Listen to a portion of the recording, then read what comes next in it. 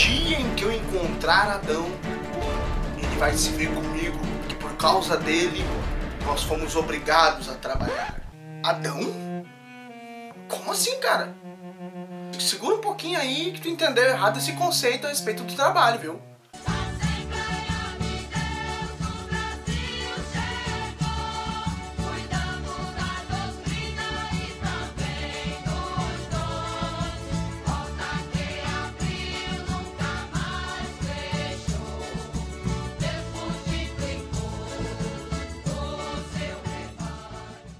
Olá, com vocês aqui Romulo Trindade Becker, esse é o vlog do Assembleando a Depressão e essa semana, nesse episódio, nós vamos falar a respeito da vocação na perspectiva reformada. E para falar sobre esse assunto, eu vou me basear em dois pontos principais. Em primeiro lugar, o trabalho de Deus é o fundamento do trabalho do homem. Nesse primeiro ponto, nós vamos ver três questões importantes. O trabalho de Deus na criação, o trabalho de Deus na providência e o trabalho de Deus na redenção. Em segundo lugar, a vocação propriamente dita. Nós vamos falar a respeito das diferentes visões que houveram a respeito da vocação durante a história da igreja, em especial no período pré-medieval, durante a Reforma, durante o movimento puritano e a visão atual que as igrejas evangélicas possuem. Então, em primeiro lugar, a respeito do trabalho de Deus ser um fundamento para o trabalho do homem, o trabalho de Deus na criação aponta um período de 6 dias de trabalho e 1 dia de descanso. E é interessante notar que no Êxodo, quando o mandamento faz referência ao dia de descanso, ele também está fazendo a inferência do período trabalhado do Senhor Deus. E o que nós podemos concluir é que sem esse primeiro trabalho criativo de Deus, seria impossível que nós, seres humanos, tivéssemos qualquer vocação, tivéssemos qualquer trabalho. E diferente do que aquilo que nós costumamos ouvir, de que Adão na queda foi o responsável por o homem ter recebido o trabalho, nós percebemos no relato criativo de que no momento que Deus cria o ser humano, ele já vocaciona ele a um trabalho. E esse primeiro trabalho é nomear os animais no Jardim do Éden. E especificamente também no momento da queda, nós podemos verificar que o Senhor Deus não diz que agora seria preciso trabalhar a terra para se alimentar. O que ele diz, a partir do momento que o homem resolveu se rebelar contra Deus, o seu alimento seria comido pelo suor do seu rosto. Ou seja, a relação aqui, o ser humano precisará trabalhar mais. E onde, por exemplo, uma terra germinaria 100%, agora ela vai dar um rendimento de 40%. 50%. Ainda falando em relação ao trabalho de Deus como fundamento do ser humano, eu acho interessante nós chamarmos atenção ao trabalho de Deus também na providência. Ele vai nos dizer que se o Senhor Deus resolvesse esse momento retirar o meu ar, eu simplesmente cairia morto aqui antes mesmo de terminar esse vídeo. E assim seria com qualquer ser humano que o Senhor Deus resolvesse eliminar qualquer traço da providência que permite com que nós possamos continuar executando a vocação que Ele mesmo nos concede. Além disso também, o trabalho de Deus em relação à redenção humana chama atenção ao fato de que nada que seja feito dissociado da fé em Jesus Cristo como Salvador, da fé em Deus como Senhor, pode ser recebido como boa obra pela pessoa de Deus. Explicando isso melhor, tudo que não é feito por fé é pecado. Em outros termos, nós poderíamos colocar da seguinte forma: justiça humana, a obra social humana, são trapos de imundícia se elas estiverem dissociadas do alinhamento da fé em Jesus Cristo. Dessa forma, as únicas boas obras que o Senhor Deus aceita, aquelas que são feitas pela fé. Em segundo lugar, ao falarmos especificamente sobre a vocação, é importante nós definirmos que vocação é algo que nós recebemos da parte de Deus, e que o fim dela é a própria glória de Deus. Precisa redundar nisso. Nós recebemos por Ele e para Ele deve retornar. Como o fogo que desceu do céu no altar, no livro de Levítico,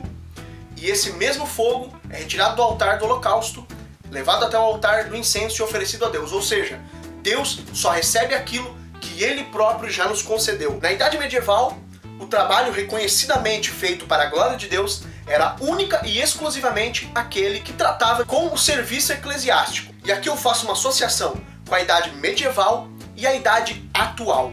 Por exemplo, na Idade Média, se você quer realmente glorificar a Deus, você precisa se tornar um monge, você precisa realizar o serviço do ministério cristão. E se você prestar atenção nisso, vai perceber que atualmente a igreja evangélica, que não possui a visão reformada, apenas retrocedeu a cosmovisão até a Idade Medieval. Porque hoje também você tem aquela impressão que alguém que vai trabalhar para Deus é meramente a pessoa que é enviada como missionário, por exemplo, para uma outra nação, ou apenas alguém que assume um campo de trabalho como pastor, como se todas as outras áreas da existência humana fossem negligenciadas por Deus, e Deus apenas recebe para a sua glória o trabalho realizado no ministério cristão. Essa é uma visão totalmente errada. Agora, em relação, propriamente dita, à perspectiva reformada sobre a vocação, eu vou citar uma frase de autoria de Calvino: se seguirmos fielmente nosso chamamento divino, receberemos o consolo de saber que não há trabalho insignificante ou nojento que não seja verdadeiramente respeitado e importante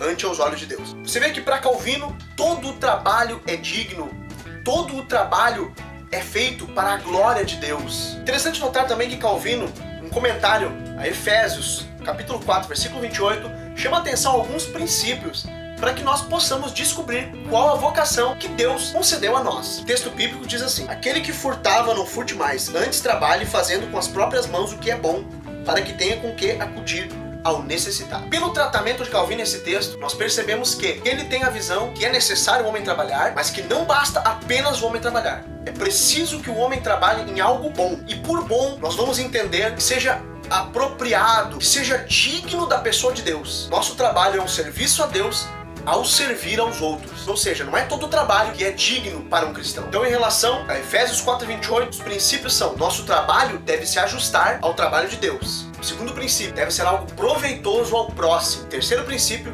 deve ser um trabalho digno da pessoa de Deus. Importante notar aqui, com digno, os reformados não quiseram dizer aqueles que possuem legitimidade legal, e sim aqueles que possuem legitimidade moral também. Aí é claro que você, pensando nessa cosmovisão reformada, pode se perguntar: bom, mas então como descobrir a minha vocação, já que praticamente qualquer trabalho que eu venha a realizar vai servir sim para a glória de Deus? Como entendiam os puritanos que eu deveria atender a esse chamado, a essa vocação? Como nós podemos saber hoje qual a vocação que Deus nos concedeu? Os princípios puritanos para o descobrimento da sua vocação são os seguintes. Primeiro, dotes e inclinações internas. Quais são aquelas coisas que você fecha os olhos e realiza com maestria? Número 2, nós precisamos considerar as circunstâncias externas que a soberania de Deus moveu para conceder-nos a vida que nós temos hoje e não uma outra vida qualquer. Terceiro, ouvir o conselho dos pais e ouvir o conselho dos mais velhos. Agora é importante notar aqui, para isso é necessário que os seus pais sejam cristãos, de preferência reformados. Visto que a vocação foi dada por Deus soberanamente a mim, cada um possui a sua vocação, nós não cumprirmos com essa vocação é estarmos em rebeldia ao propósito de Deus. Então, esses conselhos precisam ser pautados no fato de que a vocação não deve ser levada à frente por dados técnicos